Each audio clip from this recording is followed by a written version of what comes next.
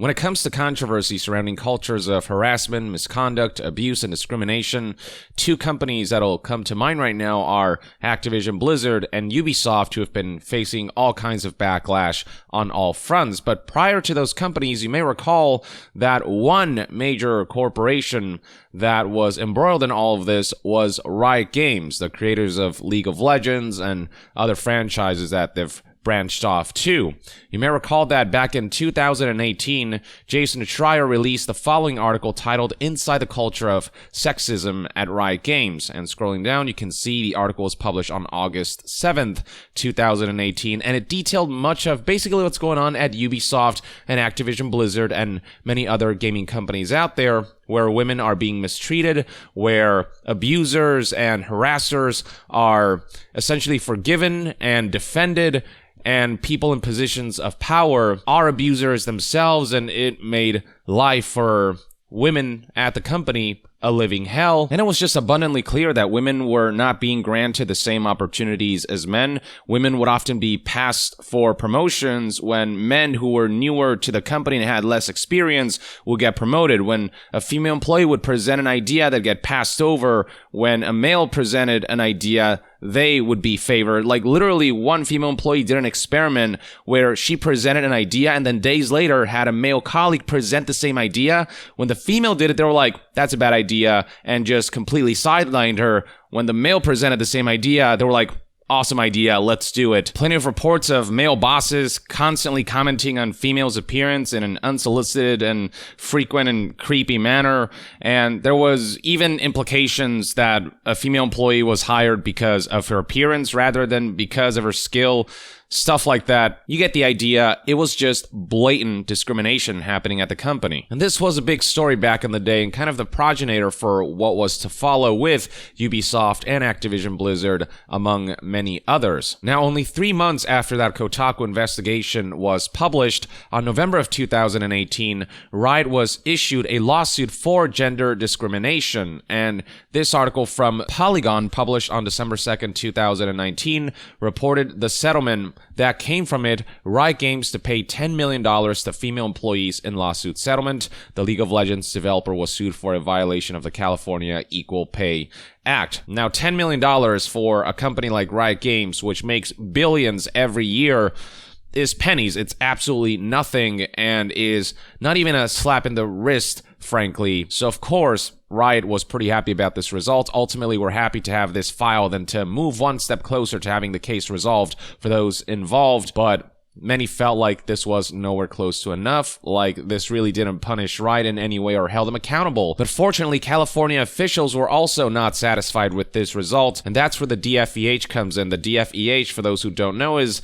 the same government organization from California that essentially uprooted and exposed the culture of harassment, misconduct, discrimination, and abuse at Activision Blizzard, who issued that scathing report that got the ball rolling, and they're the ones suing Activision Blizzard for their negligence and for letting this culture fly for the better part of 3 decades without doing anything about it. They came out saying that a $10 million gender discrimination settlement by the League of Legends creators isn't enough and calculated the game studio may owe $400 million. Basically, they said $10 million, that's nowhere near enough to make up for the pain and suffering you've caused to the employees who trusted you to be good employers. So the DFEH's objection ended up blocking the original $10 million settlement from being approved, and Riot was none too happy about this, especially about that $400 million figure, stating that $400 million is a clickbait number with no grounding in reality, just completely rejecting this notion and the idea of paying a lot more, an actual consequential amount of money instead of the measly $10 million that would have served as, again, less than a slap to the wrist for the multi-billion-dollar company. This all comes from early last year, January 21st, 2020.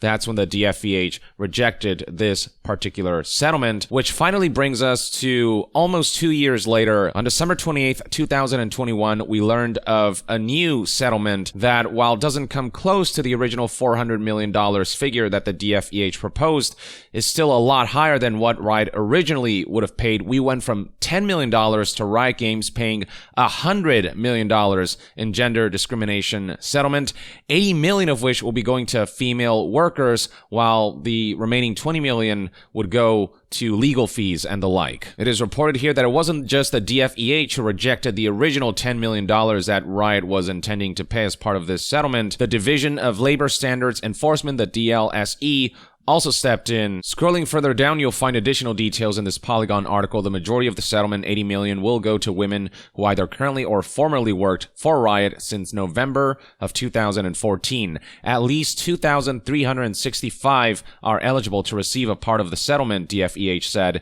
including contracted workers. Now, I went ahead and did the math. If you divide $80 million by 2,365, we're looking at $33,826.64 roughly per person, per employee who is eligible to receive this reward, which isn't going to set them for life, obviously, but is certainly still a substantial amount of money, though I do think Riot could have stood to pay more, because even $100 million, when you think about it in the context of a company that makes billions of dollars every year, is still not a whole lot of money. It still feels like relatively a slap in the wrist, but it's certainly still much better than the measly $10 million that they initially proposed to pay before the DFEH and other organizations stepped in to be like, hell no, you're going to pay up a lot more than that. It still makes a dent, though not much of a dent. And alongside that, Riot also agreed to substantial systemic changes, gender equity analysis performed by an independent expert. And this is where I think the more important aspect comes in, which was further detailed by the Washington Post in their article on all of this, where they detailed how, as part of the settlement, Riot Games must be monitored by a third party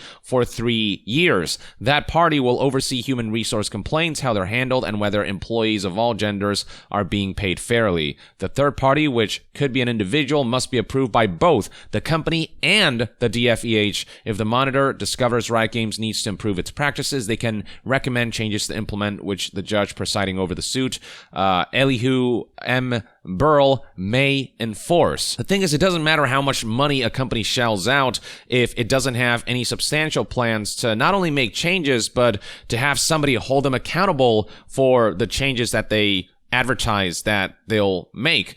Otherwise, it's just basically a bribe, basically paying a bunch of money to make all of this go away, instead of both paying money and actually enacting policies and bringing in entities that can hold them accountable, that can actually serve as Overwatch for whether Riot actually makes positive changes. And this is one area where Activision Blizzard won't budge on. Aside from the fact that Activision Blizzard so far has only had to pay a measly $18 million that they'll use as a fund to pay female employees who have experienced harassment and discrimination, abuse, and misconduct at the company. Again, pennies for the company and not a whole lot of money when distributed across all of the women who have been negatively affected by the company. And aside from the fact that they're being shielded by the EEOC, and the DFEH has not been able to make much progress because of some conflict of interest, because some EEOC lawyers came over to the DFEH, and that conflict of interest is giving Activision Blizzard a legal edge in the DFEH's ability to pursue legally a means to make Activision Blizzard pay a lot more than a mere $18 million. The DFEH kind of screwed up on that front. So aside from Activision Blizzard having to pay $18 million as part of the federal agency EEOC's settlement, which is now interfering with the DFEH's attempt to make them pay more, Activision Blizzard is refusing to have a third-party entity come in and serve as Overwatch, which is one of the employees' demands, as one of the demands that Activision Blizzard just won't budge on, because they are likely hiding plenty of skeletons in the closet. You can read right here specifically what a Better ABK, the group of employees coming together to fight back against Activision Blizzard executives, said as part of their fourth demand: empower a company-wide diversity, equity, and inclusion task force to hire a third party to audit ABK's reporting structure, HR department, and executive staff. It is imperative to identify how current systems have failed to prevent employee harassment and to propose new solutions to address these issues. Activision Blizzard wants to bring in Wilmer Hale to kind of smooth out the process, but WilmerHale is a union-busting firm that has always favored corporations and has personal interests with Activision Blizzard executives, so they're not an impartial third party to gauge exactly what's going on with the company and how to better improve it and to ensure that Activision Blizzard is held accountable to their promises that they plan to improve the company. With Riot Games, so as part of this settlement, they are bringing in a third-party entity that is also approved by the DFEH to preside over this entire process of making these changes and to try to resolve and significantly mitigate the kind of culture that Riot Games has had for years. So that I think is far more significant. Again, $100 million, it's a significant sum, but for Riot Games, not a whole lot. And if we just left it at that, then I don't think this whole situation would mean much. But the fact that a third party is coming in to actually ensure that they're holding up to their word and that there is a judge presiding over this who may enforce changes and improvement to practices and recommend things to implement and actually be there to ensure that Riot Games isn't just going to bury this under the rug and just settle this with the money and then move on as if nothing's happened, does paint a more positive picture compared to what's going on with Activision Blizzard right now, or Ubisoft for that matter, where a lot of their tactics are very much about burying things under the rug as much as possible and trying to not hold leaders accountable and not meeting employees' demands and essentially just trying to move on as if nothing's happened. Like, we're still hearing about how within Ubisoft and Activision Blizzard, harassment reports are still kind of going ignored, especially with Ubisoft, where very little change has happened. That in large part has to do with a piss-poor HR department. With Riot Games, on the other hand, there is going to be a third party overseeing human resource complaints, so it may very well be that now that they have somebody watching them and ensuring that things are going as they should be, that complaints will actually be taken seriously instead of ignored, with abusers getting defended, with victims being sidelined and being told to not report on higher-ups, and with abusers getting away with it. Hopefully all of that can be mitigated. If there's one thing that a corporation cannot be trusted to do, is the police itself. We need an impartial entity to go in there and police them and to keep them in check. And hopefully this aspect of the settlement can pave the road to that, and hopefully this can ultimately pave the road to genuinely impactful, positive developments instead of the placations and the empty words and the empty actions that we've seen from other companies like Ubisoft and Activision Blizzard. We'll see what happens. We'll see what the future holds. For now, though, this is everything you need to know about the latest developments surrounding Riot Games and its lawsuit surrounding its culture of harassment, misconduct, abuse, and discrimination. Let me know in the comments below what your thoughts and opinions are on all of this. And to be further updated on all things gaming news, reviews, and discussions, stay tuned right here on Young Yeah. I'll see you guys next time. Young out.